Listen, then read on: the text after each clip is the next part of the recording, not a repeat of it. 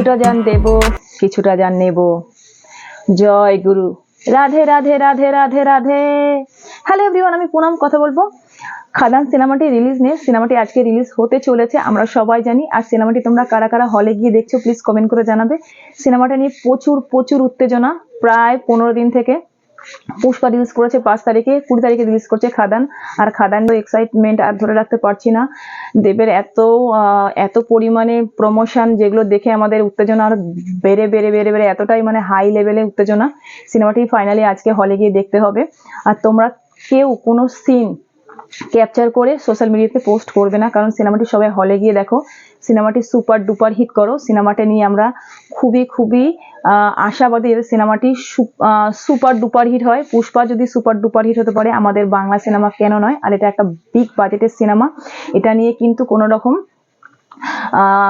কোনো রকম যাতে সোশ্যাল মিডিয়াতে পোস্ট না দেখি আমরা, সেটাই আমরা নজর রাখবো।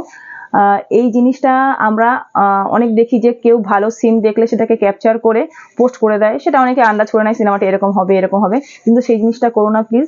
এটা রিকোয়েস্ট রইলো। দেবদাও রিকোয়েস্ট করেছে, আমিও অ্যাজ আ ফ্যান রিকোয়েস্ট করছি। সিনেমাটি নিয়ে সত্যি খুবই এক্সাইটমেন্ট। তো thank you so much for watching সিনেপু। আমাকে জানাবে তোমরা কারা কারা সিনেমাটি দেখেছো আর কেমন লাগলো। টাটা বাই, দেখাবে নেক্সট ভিডিওতে।